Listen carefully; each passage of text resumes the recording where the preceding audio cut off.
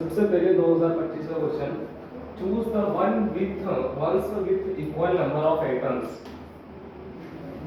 ये इसमें A B C D E ये चार दिए हुए हैं, इसमें से इक्वल क्या है, इसमें से नंबर ऑफ एटम्स किस किस के इक्वल हो गए वो फाइंड करना है सबसे पहले। तो सबसे पहले अपने मोल फाइंड कर लेंगे सबसे पहले सबके मोल फाइंड कर लेंगे। n1 is equal to 212 divided by 106, तो इसके 2 मोल। उसके नंबर ऑफ एटम्स कितने हैं? 2 3 5 6 इंटू 6 इंटू n, तो इसके नंबर ऑफ एटम्स कितने हो गए? 12 n है। ये मिल गया, a का मिला 12 n। अब n2 is equal to 248 divided by 62, तो इसके अंदर हो जाएगा 5 mole into number of atoms कितने हैं इसके अंदर? 3, तो कितना आएगा? 3 है, हाँ 3 है। और इसका 6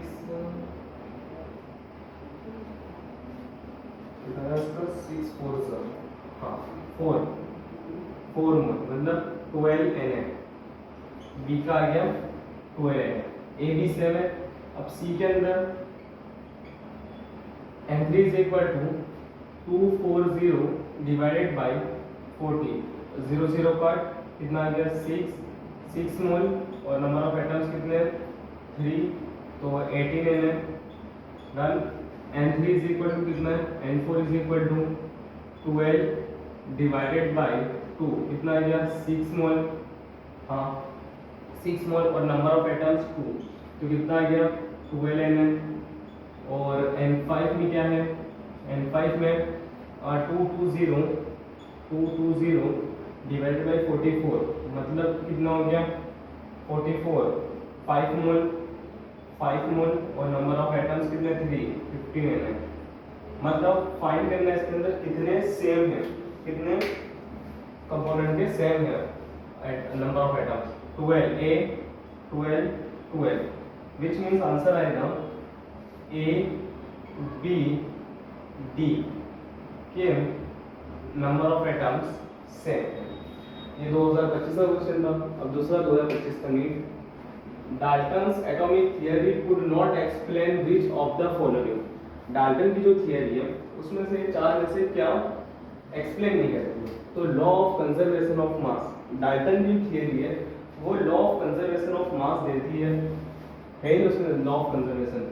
लॉ ऑफ कांस्टेंट प्रोपोर्शन ये भी है। लॉ ऑफ द मल्टीपल और कांस्टेंट और कन्वर्जेशन ऑफ द मास, ये तीनों चीजें। Law of the gases volume ना, डाल्टन के अंदर law of the gases volume explain नहीं करती उसकी थियरी, तो इसका आंसर आएगा डी। ये 2025 का क्वेश्चन था।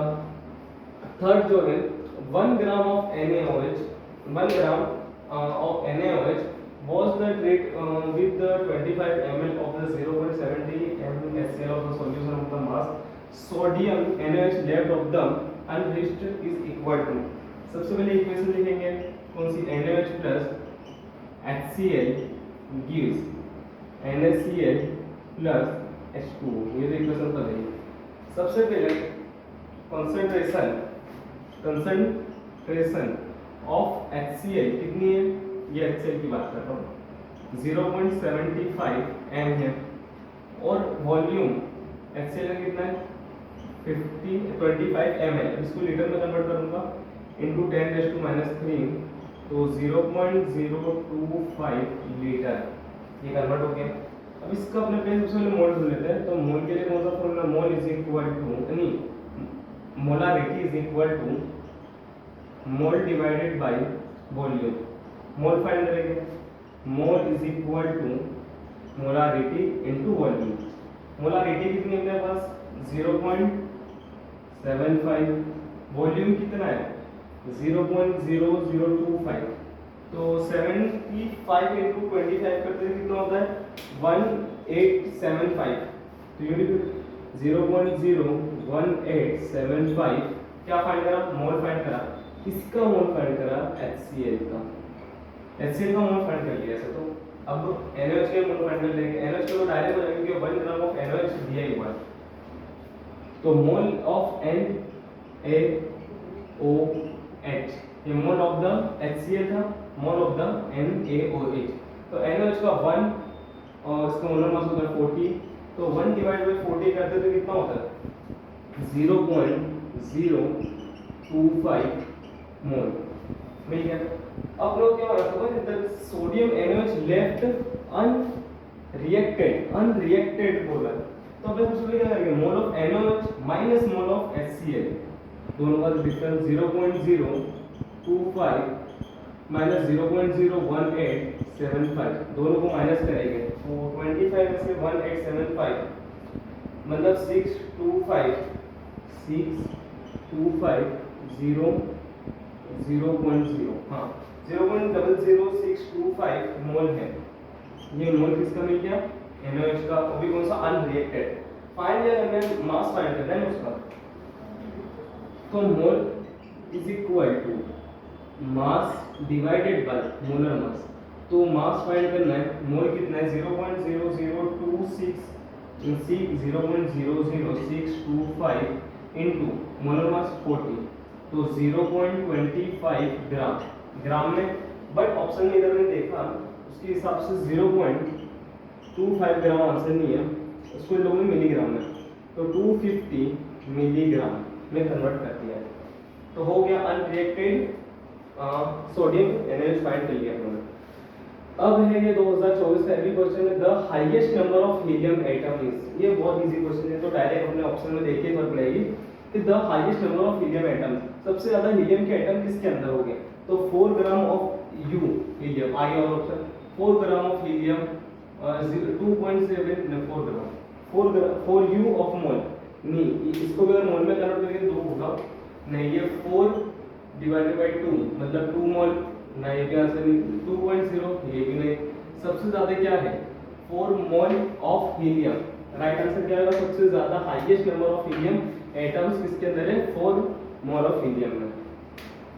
अब ये दूसरा भी, ये भी इसके, ये भी 2024 क्वेश्चन, एक्स कंपोनेंट दिया हुआ है, उसके अंदर A 32% है, उसका मोलर मास 64 है, और B है 20%, उसका मोलर मास 40 है, और C है वो नहीं दिया, तो अपने खबर पड़ेगी तो कैसे हो जाएगा, बाकी का सब जीरो, 100 माइनस 252 तो कितना हो जाएगा 48% C है, सबके मोलर मास दिए हुए हैं। फाइंड किया हमने एम्पिरिकल फार्मूला, तो सिंपल है, A B C दिया हुआ है, 32 20 52, मोलर मास भी दिया हुआ, सबको डिवाइड डायरेक्ट कर दो, 64 40 32, तो 32 डिवाइडेड बाय 64 तो क्या आएगा 0.5, ये 0 0 कट 1/2 मतलब 0.5, ये हो जाएगा 32 1 सा 1.5, इसका 1.5। इसके अंदर सबसे स्मॉल वैल्यू कौन सी है 0.05, सबको मल्टीप्लाई कर देंगे 0.5 से, 0.5 से सबको मल्टीप्लाई कर देंगे, तो 0.5 डिवाइड बाय 0.5 क्या आएगा 1